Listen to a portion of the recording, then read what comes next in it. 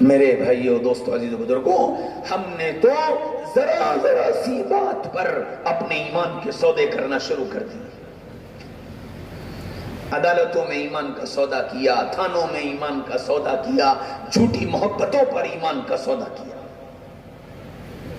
چند روزہ لذت کی خاطر لڑکا ایمان کا سودا کر لے، چند روزہ محبت کی خاطر لڑکی اپنے ایمان کا سودا کر لے۔ سینکڑوں کی تعداد میں یہ خیال ہی نہیں کیا ہو رہا ہے، مرنے کے بعد کیا ہوگا، کہاں جائیں گے، کیا ٹھکانہ بنے گا، کوئی خیال نہیں، اور ایمان کے سودے ہو رہے اور احساس بھی نہیں ہو رہا ہے کہ یہ کیا ہو رہا ہے۔ اور احساس کیوں نہیں ہے؟ اس لیے کہ ہم گھر والے اس کے لیے متفکر نہیں ہیں کہ میرے بچوں کے ایمان کا کیا بنے گا۔ آج سے پہلے کی تاریخ اٹھا کر کے پڑھیں تو ہر ماں باپ کو یہ فکر ہوتی تھی، میرا بچہ اللہ سے کیسے جڑے گا، میرا بچہ دین سے کیسے جڑے گا، میرا بچہ قرآن و سنت کو کیسے جانے گا، پھر ڈاکٹر بنے، انجینئر بنے، پروفیسر بنے، کسی لائن میں جائے، پہلی فکر یہ ہوتی تھی ایمان کیسے بچے گا۔ اور جب یہ فکر نکل گئی، فکر یہ آ گئی کہ اچھے سے اچھے کانوینٹ اسکول میں، اچھے سے اچھے عیسائیوں کے اسکول میں میرے بچے کا ایڈمیشن کیسے ہوگا، تو پھر ہمارے عمل نے ان بچوں کی تربیت کر دی۔ تربیت کسی کیپسول کا نام نہیں ہے، کسی تعویذ کا نام نہیں ہے کہ جی مولوی صاحب ایک کیپسول دے دو بچے کی تربیت کرنی ہے، مولوی صاحب ایک تعویذ دے دو بچے کی تربیت کرنی ہے۔ تربیت میرے اور آپ کے 24 گھنٹے کے اعمال کا نام ہے، 24 گھنٹے کے اعمال۔ اب میں آپ کو اس کی ایک مثال دوں کہ ہم کیسے تربیت کرتے ہیں۔ آپ کا بچہ اسکول میں پڑھتا ہے، نرسری کلاس میں۔ نرسری کلاس کا مطلب وہ بچہ ابھی 4 سال کا ہے۔ صبح ہوئی، آپ یا آپ کی بیوی اس بچے کو پیار سے محبت سے اٹھاتے ہیں، اور پوری کوشش یہ ہوتی ہے کہ بچہ روتا ہوا نہ اٹھے، ہنستا ہوا اٹھے۔ یہ پوری کوشش ہوتی ہے، کیونکہ اگر رونے لگا تو آدھا گھنٹہ چپ کرانے میں چلا جائے گا اور وین آ کے چلی جائے گی۔ اس لیے پوری کوشش کر کے اس کو ہنستا ہوا اٹھانے کی کوشش کرتے ہیں۔ جب وہ اٹھ گیا تو اس کو باتھ روم لے کر جاتے ہیں، پیشاب کراتے ہیں، اس کے برش پر پیسٹ لگا کر کے دیتے ہیں، وہ بچہ برش کرتا ہے، ماں اس کا منہ دھلاتی ہے یا نہلاتی ہے، رات کو سونے سے پہلے اس کی یونیفارم پر پریس ہوتی، اس کے موزے دھو کر ڈالے جاتے ہیں، اس کا بیگ تیار کیا جاتا ہے۔ وہ پوچھتا ہے مما کل ٹفن میں کیا دیں گی؟ تو ماں بتاتی ہے کہ کل بیٹا برگر بنا کر دیں گے، کل بیٹا میگی بنا کر کے دیں گے، کل بیٹا پاستا بنا کر کے دیں گے۔ وہ بچہ اس سوچ کے ساتھ سوتا ہے کہ کل میرے ٹفن میں برگر ہوگا۔ اس کی پانی کی بوتل رات سے بھر کر کے فریج میں رکھتے ہیں کہ صبح بچہ ٹھنڈی بوتل لے کر جائے، اور پھر صبح اس کو نہلا کر، یونیفارم پہنا کر، اس کے بالوں میں کنگھا کر کے، اس کے جوتوں پر پالش کر کے، جوتا موزہ پہنا کر، اس کا بیگ اس کے کندھے پہ ٹانگ کر، اور پانی کی بوتل ہاتھ میں لے کر، یا تو اس کو اس کے اسکول کے گیٹ تک چھوڑ کر آتے ہیں یا وین کے اندر اس کو بٹھا کر آتے ہیں۔ اور جب وہ وین جانے لگتی ہے تو ہاتھ ہلا کر اس کو ودا کرتے ہیں۔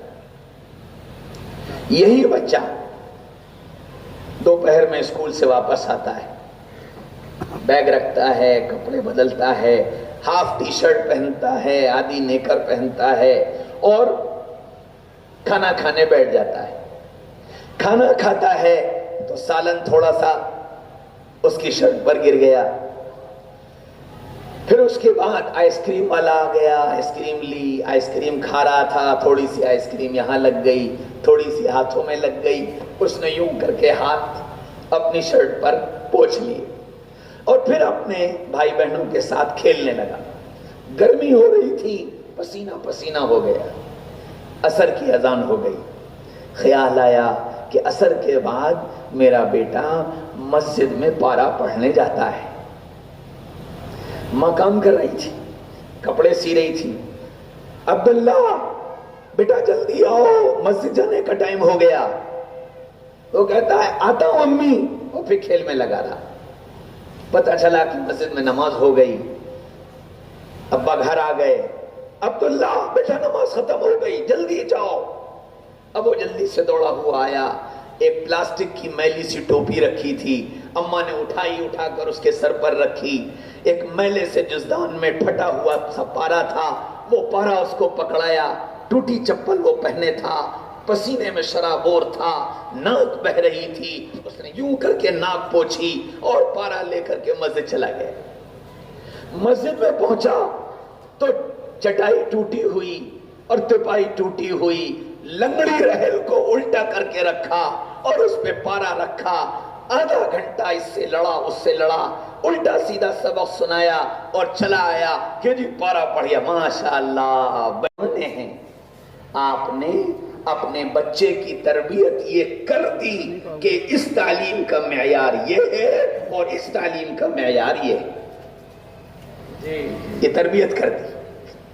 پھر اس کے بعد آپ کا بچہ فرسٹ اور سیکنڈ کلاس میں پہنچ گیا تو اب آپ کو ٹیوشن کے لیے ماسٹر کی ضرورت پڑی۔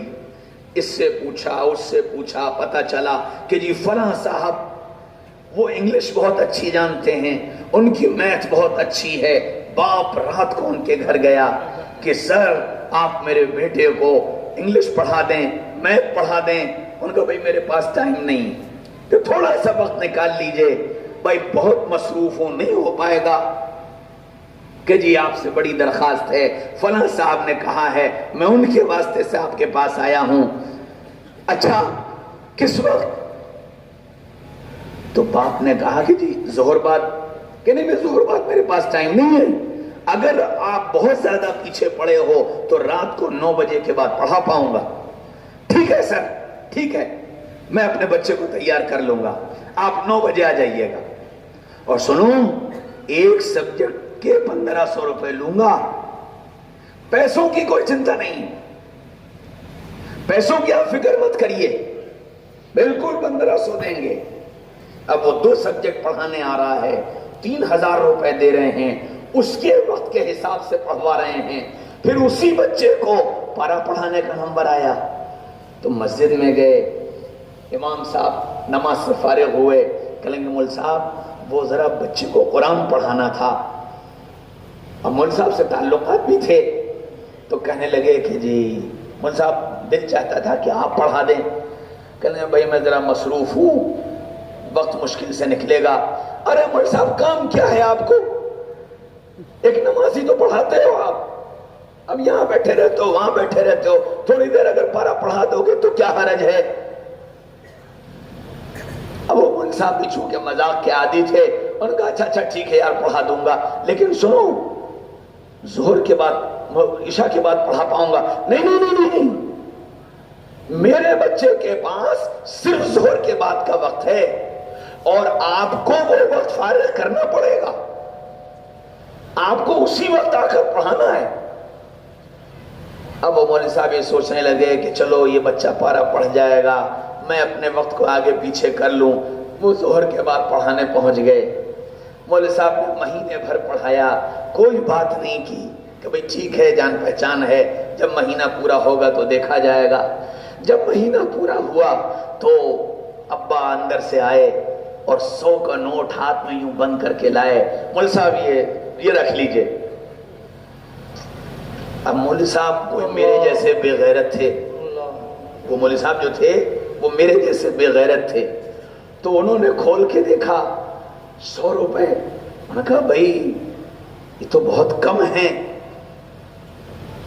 اتنے میں تو نہیں ہو پائے گا۔ ارے مول صاحب آپ بھی کیا بات سمجھتے نہیں، آپ کتنی مہنگائی چل رہی ہے، بچہ اسکول جاتا ہے اتنی فیس دینا پڑتی ہے، ٹیوٹر لگا رکھا ہے اس کو اتنے دینا پڑتے ہیں، گھر کے اتنے خرچے ہیں، آپ سمجھا کیجئے۔ اب آپ تو اپنے تھے اس لیے میں نے کوئی بات نہیں کی، یہ رکھ لیجئے۔ میں کہا نہیں بھائی اس میں کام نہیں چلے گا، میں نہیں پڑھا پاؤں گا۔ کوئی میرے جیسا بہت ہی بے غیرت تھا، اس نے پھر دوبارہ یہ کہہ دیا کہ صاحب نہیں میں نہیں پڑھا پاؤں گا۔ تو ابا نے کہا اچھا رہنے دیجئے مول صاحب، پھر کوئی بات نہیں ہے، وہ بغل والی مسجد کے جو مؤذن صاحب ہے نا وہ 50 روپے میں پڑھاتے ہیں، میں ان سے پڑھوا لوں گا۔ ایسا ہو رہا ہے نہیں ہو رہا ہے؟ یہی ہو رہا۔ ارے اپنے خلاف بھی تو بول لو کچھ، جی ہو رہا ہے نہیں ہو رہا ہے؟ ہو رہا۔ اور یہ تربیت ہم اپنے بچوں کی کر رہے ہیں، ان کے ذہنوں میں ہم بٹھا رہے ہیں قرآن کی کیا حیثیت، دینی تعلیم کی کیا حیثیت اور اسکولی تعلیم کی کیا حیثیت۔ اب جب اس طرح تربیت کر کے اس بچے کو ہم نے پروان چڑھایا ہے، بتاؤ اس کے دل میں اللہ اس کے رسول کی محبت کہاں سے آ جائے گی؟ کیا جانے گا وہ اللہ کو، کیا جانے گا قرآن کو، کیا جانے گا رسول کو، کیا جانے گا صحابہ کی عظمت کو؟ وہ تو یہ سمجھتا ہے کہ یہ بہت ہی گرا پڑا کام ہے، 50 روپے میں ہو جانے والا کام ہے۔ نتیجہ کیا ہوا؟ جب اللہ نے کسی کو توفیق دے دی، چلہ لگائی آیا، 4 مہینہ لگائی آیا اور دین سے کچھ تعلق ہو گیا، اب اس نے ارادہ کیا کہ لاؤ میں اپنے بچے کو ذرا حافظ بنا دوں، عالم بنا دوں، مولوی بنا دوں، تو سارا خاندان اس کے سر پہ سوار ہو گیا۔ کیا کر رہے ہو؟ یہ کیا کر رہے ہو؟ ملا بناؤ گے؟ یہ مسجد کے ٹکڑوں پہ پلے گا؟ ڈاکٹر بناؤ، انجینئر بناؤ، یہ کرو یہ کرو۔ کہاں تم ملا گیری میں پڑ گئے؟ کیوں؟ اس لیے کہ تربیت ہی یہی ہوئی ہے، ذہنی یہی بنا ہے کہ قرآن میں تو 50 روپے ملیں گے اور انگلش میں 1500 ملیں گے۔ یہ ذہن ہم نے بنایا ہے، یہ تربیت ہم نے کی ہے۔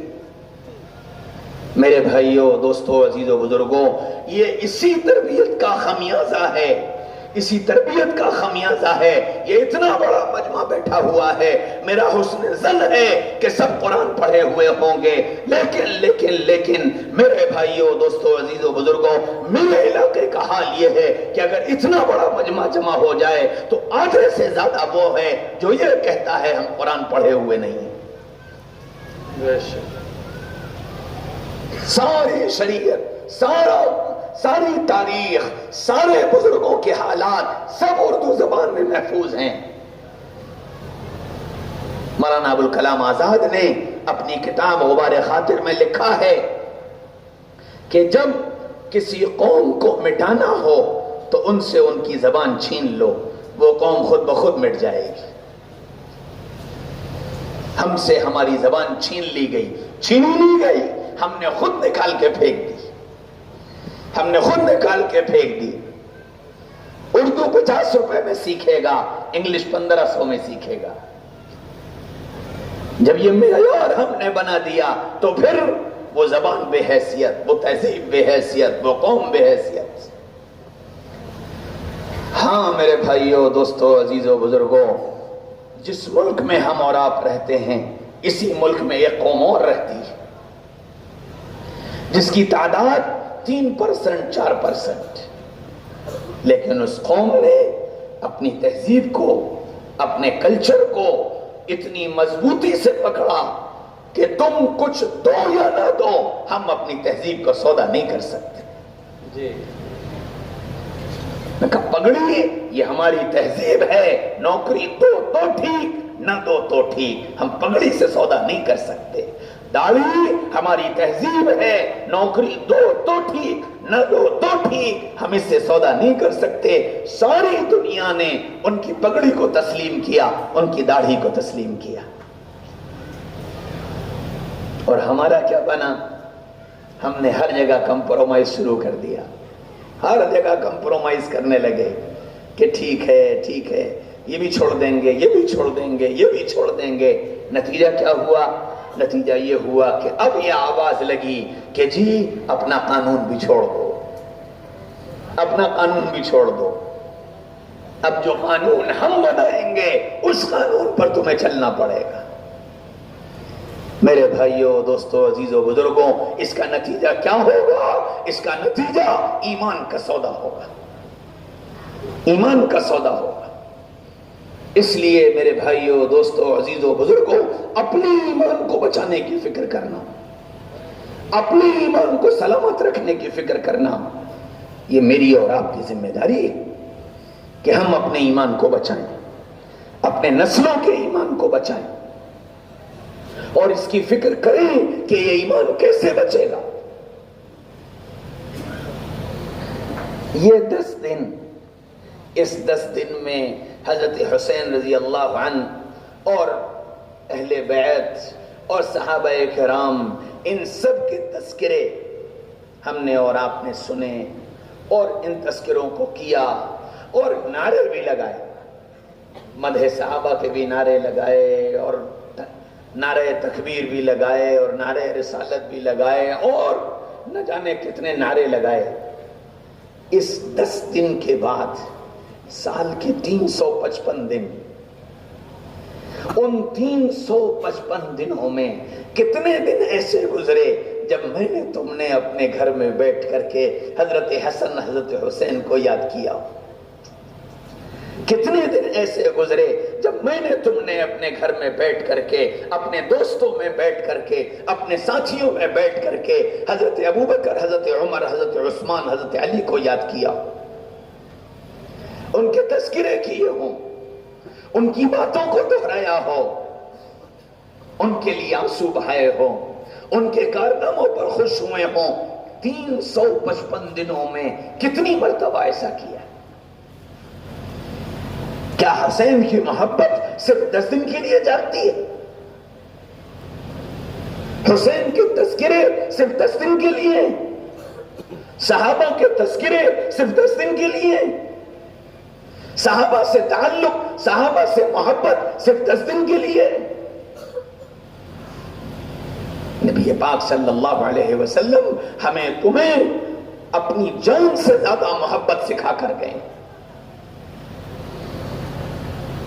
کہ تم میں سے جو آدمی یہ چاہتا ہو کہ وہ ایمان میں کامل ہو، اس کو چاہیے کہ وہ مجھ سے محبت، میرے گھر والوں سے محبت اپنی جان سے زیادہ کرے۔ اللہ کے نبی صلی اللہ علیہ وسلم کا ارشاد ہے، ترکت فیکم امرین، تمہارے درمیان میں 2 چیزیں چھوڑ کر جا رہا ہوں، کتاب اللہ و عترتی، اللہ کی کتاب اور میرا خاندان، اللہ کی کتاب اور میرا خاندان۔ جب تک تم ان دونوں کو پکڑے رہو گے گمراہ نہیں ہوگے، گمراہ نہیں ہوگے۔ ہم نے قرآن بھی چھوڑا اور اہل بیت اور آل رسول کو بھی چھوڑ دیا۔ بتاؤ، اتنا بڑا مجمع بیٹھا ہے، حضرت حسین رضی اللہ عنہ کربلا کے میدان میں 3 دن بھوکے اور پیاسے تھے۔ کیا اس محبت کو سوچ کر ہم نے یہ سوچا، یہ خیال کیا کہ ہمیں روزہ رکھنا چاہیے؟ وہ کربلا کے میدان میں بھوکے اور پیاسے تھے، ہمیں اس روزے کا اہتمام کرنا چاہیے، رمضان کے روزوں کا اہتمام کرنا چاہیے۔ کتنی بڑی تعداد جوانوں کی ایسی ہے جو رمضان میں روزے کی فکر نہیں کرتی۔ ارے حسینی تھے تو رمضان کے روزے کی حفاظت کرتے، حسینی تھے نمازوں کی حفاظت کرتے، مسجدوں کو آباد کرتے۔ میرے بھائیوں، دوستوں، عزیزوں، بزرگوں، ہم صرف 10 دن تذکرہ کر کے اور یاد کر کے اور تقریریں سن کے اور بیانات سن کے ہم یہ سمجھتے ہیں کہ ہم نے حسین کا حق ادا کر دیا، ہم نے کربلا کا حق ادا کر دیا۔ خدا کی قسم، کل قیامت کے میدان میں حسین یہ نہیں پوچھیں گے تم نے میرے کتنے تذکرے کیے تھے، یہ نہیں پوچھیں گے میرے نام کے کتنے نعرے لگائے تھے، یہ نہیں پوچھیں گے میرے نام پر تم نے کتنے لوگوں کو مرغے کھلائے تھے اور کتنی حلیم کھلائی تھی۔ کل قیامت کے میدان میں وہ یہ نہیں پوچھیں گے، وہ یہ پوچھیں گے جن بنیادوں پر ہم قربانی دے کر کے آئے تھے ان بنیادوں کو سلامت رکھنے کی تم نے کتنی کوشش کی تھی؟ تم نے ایمان کو بچانے کی کتنی فکر کی؟ تم نے ظالم کو ظلم سے روکنے کی کتنی کوشش کی؟ ہائے میرے بھائیوں، دوستوں، عزیزوں، بزرگوں، ہم کسی دوسرے ظالم کو ظلم کرنے سے کیا روکتے؟ ہم تو خود ظالم بن گئے، ہم تو خود ظالم بن گئے۔ کبھی اپنی جان پر ظلم کیا، کبھی اپنی اولاد پر ظلم کیا، کبھی اپنی عورتوں پر ظلم کیا، کبھی اپنے سماج پر ظلم کیا، کبھی اپنے علاقے پر ظلم کیا۔ نہ جانے کتنے ظلم کی داستانیں میرے ہاتھوں لکھی جاتی رہی، اور سمجھتے یہ رہے کہ جی ہم حسینی ہیں۔ میرے بھائیوں، دوستوں، عزیزوں، بزرگوں، حضرت حسین رضی اللہ عنہ سے اگر تعلق ہے اور یہ چاہتے ہو کہ کل قیامت کے میدان میں حسین کھڑے ہو کر یہ کہہ دیں یہ میرا ہے اور میں اس کا ہوں، تو اپنے آپ کو اللہ اور اس کے رسول کے احکامات کا پابند بناؤ، احکامات کا پابند بناؤ۔ نبی کیا دے کر گئے، قرآن نے کیا سکھایا، شریعت کیا بتاتی ہے، اس کو پوچھو، معلوم کرو اور اس پر اپنی زندگی کو لانے کی کوشش کرو۔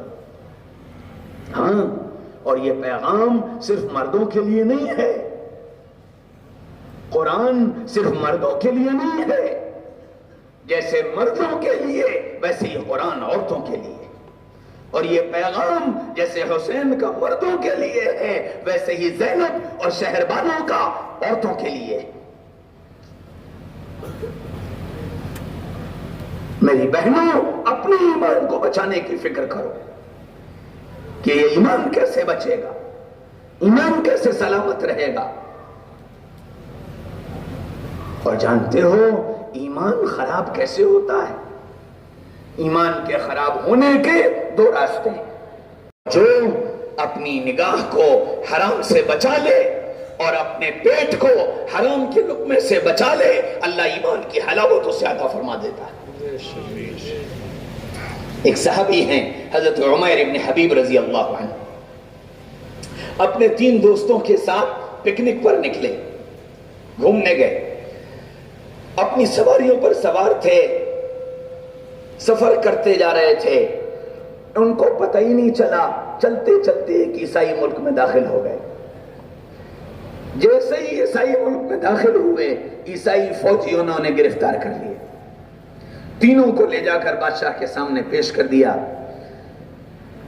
بادشاہ نے معلومات کی، کون ہو، کہاں سے آئے ہو؟ انہوں نے سب سچ بتا دیا کہ ہم مسلمان ہیں، مدینہ سے آئے ہیں، گھومنے کے لیے نکلے تھے، ہمیں نہیں معلوم تھا کہ آپ کی سرحد آ گئی، ہم گھومتے گھومتے آپ کی سرحد کے اندر داخل ہو گئے۔ گرفتار کرنے والوں نے یوں کہا کہ جی یہ جاسوس ہیں، ہماری جاسوسی کرنے آئے تھے اور نقب لگانے آئے تھے اور یہ کرنے آئے تھے، وہ کرنے آئے تھے، جیسے آج کل ہو رہا ہے ایسی اس وقت بھی تھا۔ تو بادشاہ نے کہا کہ دیکھو، اگر تم اسلام چھوڑ دو اور عیسائیت اختیار کر لو تو ہم تمہیں چھوڑ بھی دیں گے اور خوب مال دیں گے، اور جو تم چاہو گے وہ تمہیں ملے گا، تمہیں عزت بھی دیں گے، مال بھی دیں گے، اور تمہیں واپس اپنے وطن بھی بھیج دیں گے، شرط یہ ہے اسلام چھوڑ کر عیسائیت اختیار کرو۔ تو وہ تینوں کہنے لگے جان تو دے سکتے ہیں، ایمان نہیں دے سکتے، جان تو دے سکتے ہیں، ایمان نہیں دے سکتے۔ تو بادشاہ نے کہا کہ اگر تم ایمان کا سودا نہیں کرو گے تو ہم سخت ترین سزا دیں گے۔ تو تینوں نے کہا جو سزا دینی ہو دے دو، آخری حد کیا ہے؟ موت ہے، مر جائیں گے، ایمان نہیں چھوڑیں۔ بادشاہ کہنے لگا خالی موت نہیں، بڑی دردناک موت۔ اس نے کہا ہاں ہم تیار ہیں۔ تو اس نے حکم دیا آگ جلاؤ اور آگ پر تیل کھولاؤ۔ آگ جلائی گئی، تیل کھولایا گیا، اور پھر اس نے کہا عیسائیت اختیار کر لو تو تمہارے لیے محلات ہیں، باغات ہیں، پیسہ ہے، عورت ہے، عہدہ ہے، کرسی ہے، جو لینا چاہو ہم وہ سب دیتے چلے جائیں گے، ایمان چھوڑ کر عیسائیت اختیار کر لو۔ انہوں نے کہا نہ، جان دے دیں گے، ایمان کا سودا نہیں کریں گے۔ تو ایک کو اٹھایا اور اٹھا کر اس کھولتے تیل میں ڈال دیا، منٹوں میں وہ جل بھن کر خاک ہو گیا اور ہڈیوں کا ڈھیر بن گیا۔ پھر دو بچے، اب ان دو سے بھی یہی سودا، ایمان چھوڑ دو، عیسائیت اختیار کر لو، تو یہ اور اگر نہیں چھوڑتے تو پھر انجام یہ ہے۔ انہوں نے کہا ٹھیک ہے، ہم اپنے ساتھی کے ساتھ جانے کے لیے تیار ہیں۔ دوسرے کو اٹھایا، اس کو بھی تندور میں ڈال دیا، تیل میں ڈال دیا، وہ بھی جل بھن کر خاک ہو گئے۔ اب بچے عمیر ابن حبیب۔ تو حضرت عمیر ابن حبیب نے اس کھولتے تیل کی طرف دیکھا اور ان کی آنکھوں سے آنسو بہنے لگے۔ بادشاہ سمجھا کہ عمیر گھبرا گیا اور یہ اس عبرتناک انجام سے ڈر گیا ہے، اس کی آنکھوں میں آنسو ہے۔ وزیر آیا، وزیر نے کہا بادشاہ سلامت، اس کی پیشانی بڑی چمکدار ہے اور یہ پیشانی سے بڑا ذہین معلوم ہوتا ہے اور بڑا حسین اور جمیل ہے، اور تمہارے کوئی اولاد بھی نہیں ہے، کوئی بیٹا نہیں ہے، تمہارے مرنے کے بعد اس سلطنت کا کوئی وارث نہیں ہے، تم حبیب کو بلاؤ، اس کا دل نرم ہو چکا ہے، اس سے کہو عیسائیت اختیار کر لے تو میں اپنی بیٹی کا نکاح تجھ سے کر دوں گا اور میرے بعد اس سلطنت کا مالک تو ہوگا۔ بادشاہ نے بلا کر کے عمیر سے یہی سارا سبق دہرایا کہ عمیر، ہم نے دیکھا ہے کہ اپنے دو ساتھیوں کا انجام دیکھ کر تیری آنکھوں میں آنسو آ گئے، عمیر گھبرا مت، عیسائیت اختیار کر لے، میں اپنی بیٹی کا نکاح تجھ سے کروں گا، میں اپنا داماد تجھے بناؤں گا، تیری ولی عہدی کا اعلان کروں گا اور میرے بعد تو اس سلطنت کا والی ہوگا، عیسائیت اختیار کر لے۔ تو حضرت عمیر رضی اللہ عنہ یوں کر کے بادشاہ کے چہرے کو دیکھا اور دیکھ کر کے کہنے لگا او دیوانے، او دیوانے، کیا تو یہ سمجھتا ہے کہ میں موت کے ڈر سے رو رہا ہوں؟ میرے یہ آنسو موت کے ڈر سے نہیں تھے، میرے یہ آنسو اس لیے تھے کہ ہائے میرے پاس ایک ہی جان ہے، میرے پاس ایک ہی جان ہے، تو ابھی مجھے اس میں ڈالے گا اور یہ جان ختم ہو جائے گی۔ میں تو یہ چاہتا تھا کہ میرے جسم میں جتنے روئے ہیں اللہ مجھے اتنی جانیں دے دیتا اور ایک ایک جان کو اپنی اس ایمان پر قربان کرتا چلا جاتا اور کل قیامت کے میدان میں کھڑے ہو کر کہتا اے میرے رب، اپنی ایمان کی خاطر اتنی جانیں قربان کر کے آیا ہوں، ہائے جان ایک ہی ہے، ابھی چلی جائے گی، اس کا رونا تھا، تو کیا سمجھنے لگا؟ دیوانہ ہے، پاگل ہے۔ اوہو، عمیر ابن حبیب رضی اللہ عنہ کی یہ تقریر سن کر بادشاہ مبہوت ہو گیا۔ وزیر نے کہا بادشاہ سلامت، ان کو موت کا ڈر نہیں ہے، آپ ایسا کرو کہ اس کو مارنے کے بجائے قید خانے میں ڈال دو اور قید خانے میں تکلیف دینے والی چیزیں چھوڑ دو، جو اس کو تکلیف پہنچائیں ان کے درد سے یہ تل ملائے، تڑپے تو شاید یہ ایمان چھوڑ کر عیسائیت اختیار کر۔ حکم دیا گیا کہ عمیر کو قید خانے میں ڈال دو، پھر حکم دیا گیا شکاری کتا چھوڑ دو اور ایک زہریلا سانپ چھوڑ دو۔ وہ زہریلا سانپ اندر داخل ہوا، دوسرے دروازے سے کتا داخل ہوا، کتا اور سانپ دونوں آمنے سامنے یوں بیٹھ گئے۔ سانپ کو یہ خطرہ کہ کتا میرے اوپر حملہ کر دے گا اور کتے کو یہ خطرہ کہ سانپ مجھے ڈس لے گا، تو دونوں اپنی حفاظت کی خاطر عمیر کو بھول گئے۔ کیا کہیں اور پورا دن گزرا، پوری رات گزری، سب حیران، نہ کتے کی آواز، نہ سانپ کی آواز، نہ عمیر کی آواز، ایک عجیب سناٹا۔ جب ایک دن اور ایک رات گزر گیا، سپاہی اندر داخل ہوئے، پوچھا، دیکھا تو عمیر عبادت میں لگے تھے، سانپ کتے کو دیکھ رہا تھا اور کتا سانپ کو دیکھ رہا تھا۔ وہ دوڑ کر کے آیا، کہنے لگا کہ بادشاہ سلامت، عمیر بڑی صلاحیت والا ہے، اس نے تو ان سانپ اور کتے کو بھی اپنے بس میں کر لیا، اور سانپ اور کتا اس کے سامنے کچھ نہیں کر پائے. تو اس نے کہا پھر کہ پادری کو بلاؤ. پادری کو بلایا گیا کہ جی ایسا ایسا مسئلہ ہے, کیا کریں؟ پادری نے کہا سنو, تم اس کے ایمان کا سودا اس وقت تک نہیں کر سکتے جب تک کہ اس کا دل اور اس کی آنکھ خراب نہ ہو جائے.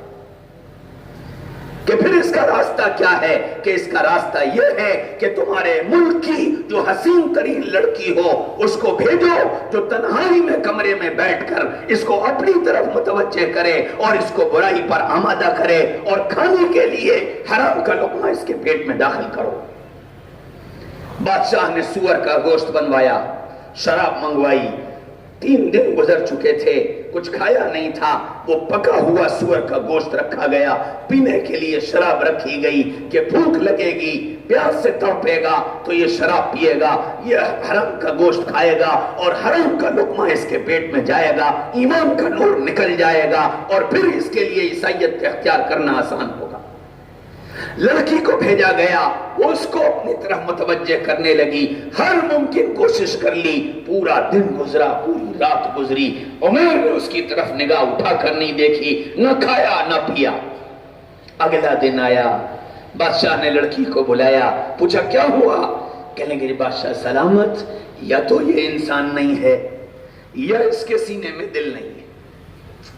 یا تو یہ انسان نہیں ہے یا اس کے سینے میں دل نہیں ہے. کہ پھر بادشاہ, اس لڑکی نے کہا بادشاہ سلامت 1 دن اور دے دو. انہوں نے کہا ٹھیک ہے جاؤ. وہ لڑکی پھر دن بھر لگی رہی, رات بھر لگی رہی, لیکن عمر نے ایک پل نگاہ اٹھا کر نہیں دیکھا, نہ کچھ کھایا نہ پیا. تو اس نے کہا عمر میرے ایک سوال کا جواب دے دو, میرے ایک سوال کا جواب دے دو, مجھے صرف اتنا بتا دو, تیرے پاس وہ کون سی طاقت ہے, تیرے پاس وہ کون سی طاقت ہے جس نے تیری نگاہوں کو میری طرف اٹھانے سے روک رکھا ہے, جس نے تیری نگاہوں کو میری طرف اٹھانے سے روک رکھا ہے. حضرت عمر ابن حبیب رضی اللہ عنہ نے اپنی آنکھوں پر اس طرح ہاتھ رکھا اور یوں فرمایا بہن بہن مجھے اپنی اللہ سے حیا آتی ہے, مجھے اپنے اللہ سے حیا آتی ہے, میں تجھے کیسے دیکھ لوں, میرے اللہ نے مجھے منع کیا. اوہو, عمر کا یہ جملہ اس لڑکی کے دل پر ایسا اثر انداز ہوا کہ کہنے لگی عمر تیرے جیسے جوانوں کا اس دھرتی پر باقی رہنا اس دھرتی کے لیے ضروری ہے, اور اب میں تجھے بچاؤں گی. سبحان اللہ. نکل کر آئی, کہنے لگی بادشاہ سلامت, بات بنتی نظر آ رہی ہے, اور اب تو اس نے مجھ سے بات کر لی ہے کہ اچھا کھانا کھلایا. بادشاہ سلامت, میں نے اس کو لالچ دی ہے کہ میں اپنے ہاتھ سے تمہارے لیے کھانا بنا کر لاؤں گی, تم کھاؤ گے. وہ کھانے کو تیار ہو گیا ہے, اجازت دے دو میں اپنے گھر سے کھانا بنا کر لے آؤں. بادشاہ نے کہا ٹھیک ہے فوراً جاؤ. وہ گھر گئی, گھر سے کھانا بنایا, ایک بوتل میں پانی لیا, لے کر کے آئی اور لا کر عمیر کے سامنے رکھا. عمیر یہ کھاؤ, یہ حلال کا اور پاک کھانا ہے, یہ پانی پیو, یہ پاکیزہ پانی ہے, میں تمہارے لیے لے کر کے آئی ہوں, اور تم فکر مت کرو, اب میں تم کو بچاؤں گی.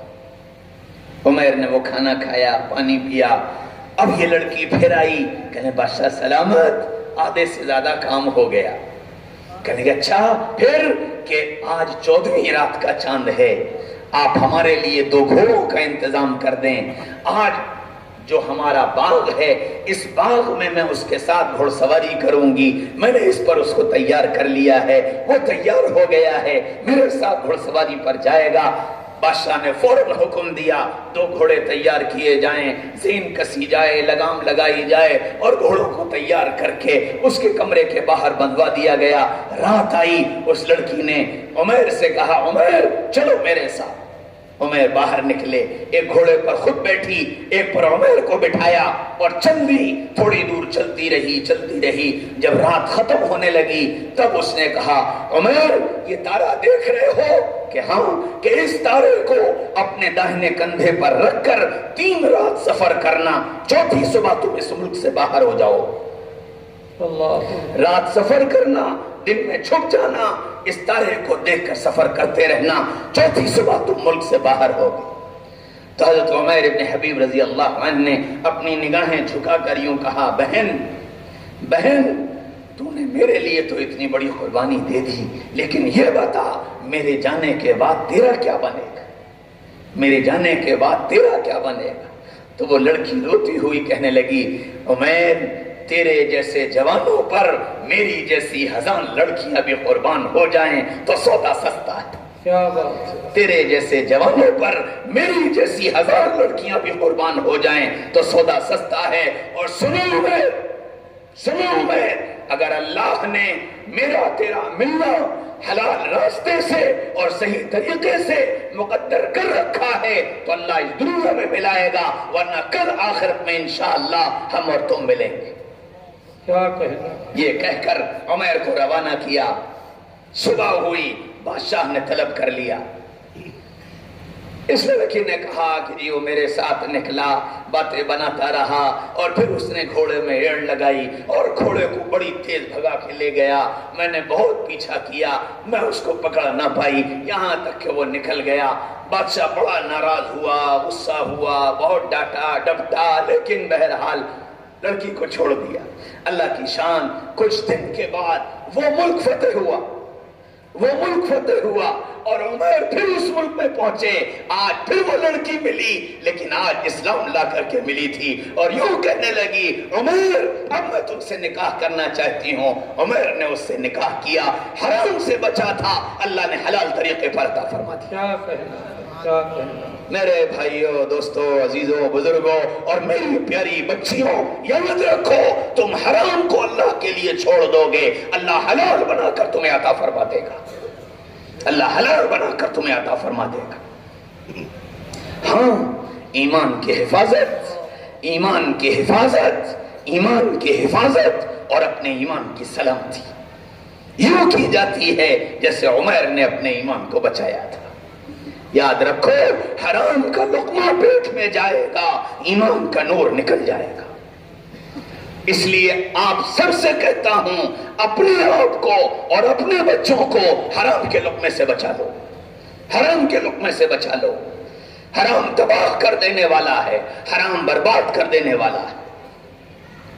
حضرت حسین رضی اللہ عنہ کربلا کے میدان میں مجھے تمہیں یہ پیغام دے کر گئے ہیں، حرام کھانے والے، حرام کی طرف جانے والے، ظلم کرنے والے، زیادتی کرنے والے، ان کو روکنا یہ میری تمہاری ذمہ داری ہے۔ نہ رکیں، جان کا نذرانہ پیش کر دینا، جان کا نذرانہ پیش کر دینا۔ اس لیے میرے بھائیوں، دوستوں، عزیزوں، بزرگوں، آپ سب سے میری بڑی عاجزانہ، بڑی معتبانہ اور بڑی دردمندانہ درخواست یہ ہے کہ آج یہاں سے اس مجمع سے جب اٹھنا تو 2 نیتیں لے کر اٹھنا۔ اپنے ایمان کی حفاظت کریں گے، حرام نگاہ سے اور حرام لقمے سے اپنے آپ کو بچائیں، کرو گے انشاءاللہ۔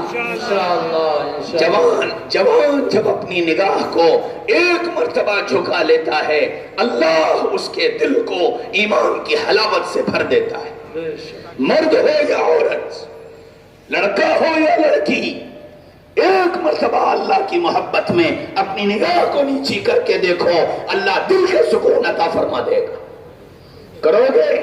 سب کریں گے انشاءاللہ۔ اور پچھلے سال کا سبق ذرا پھر سے دوہرا لینا،